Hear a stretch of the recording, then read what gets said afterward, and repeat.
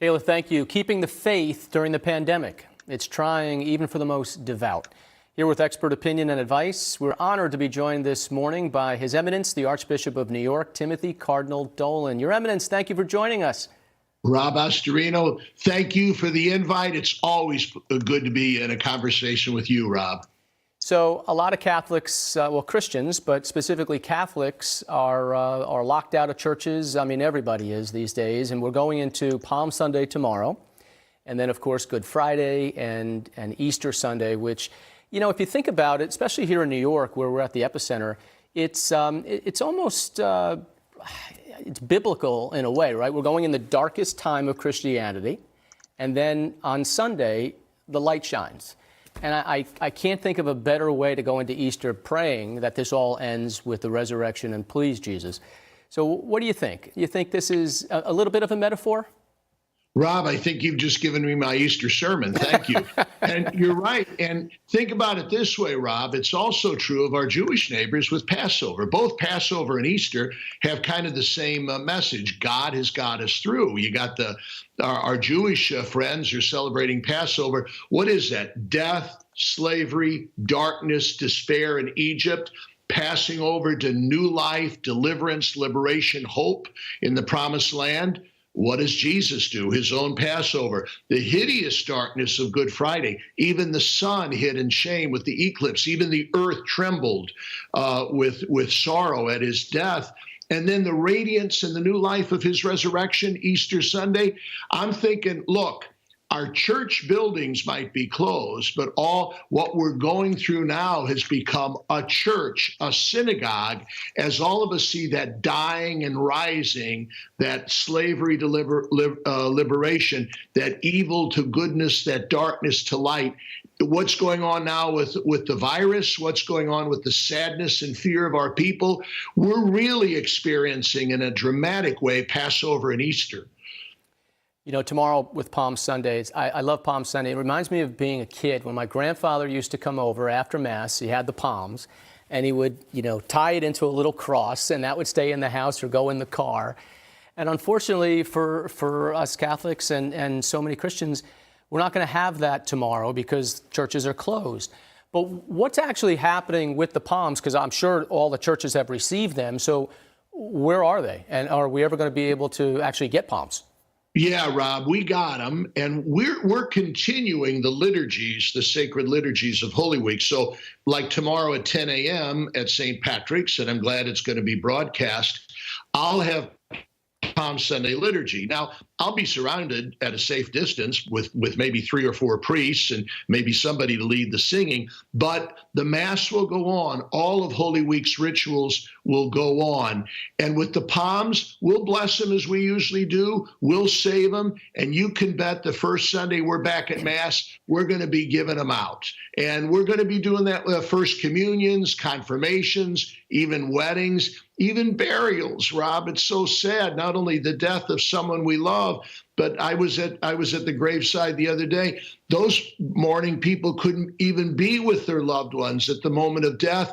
They can't even have the solace of a funeral mass. They can't even hug one another and express condolences there around the grave. So we'll get back to it. This is the darkness, and light is near.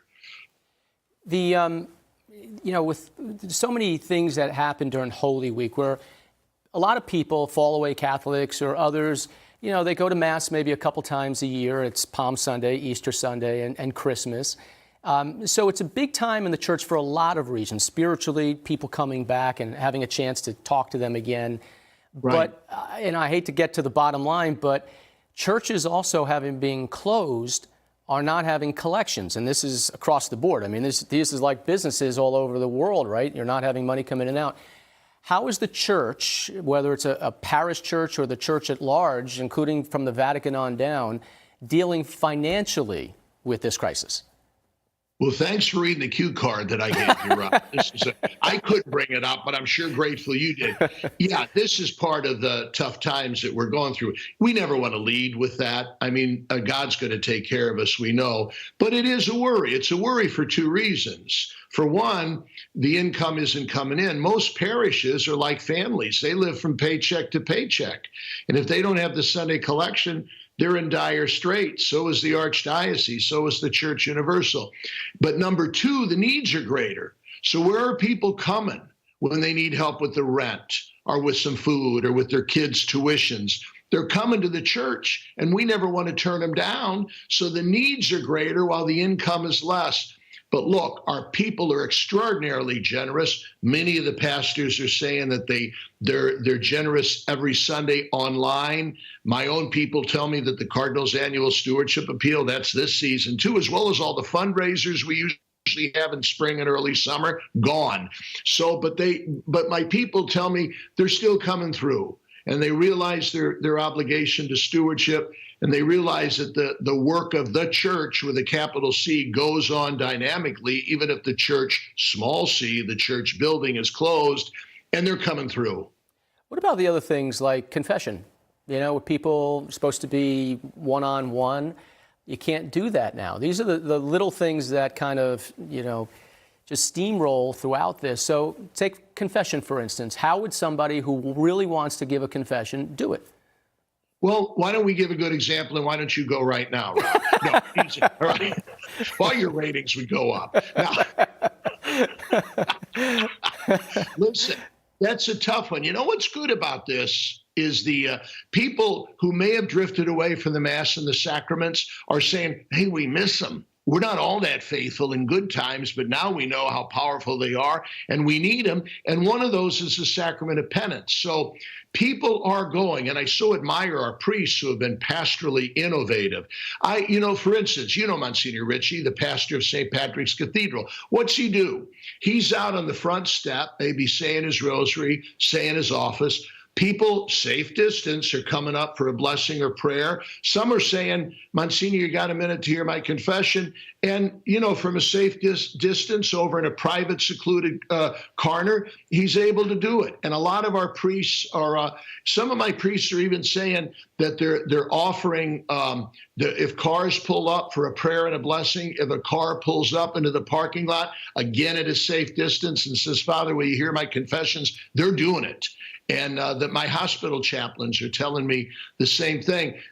Sometimes they can't actually go to the bedside of the patient, but they can at least stand at the entrance and at least, alone pray over or give a blessing to the patient, and sometimes even hear confession. So people are getting through. I trust we'll have some long lines for the sacrament of penance when this is all over. Cardinal Dolan, thank you so much. Have a blessed Palm Sunday and blessed Easter to you. A blessed Holy Week and Easter to you and your family and your listeners. Thanks for inviting me on. Thank you very much.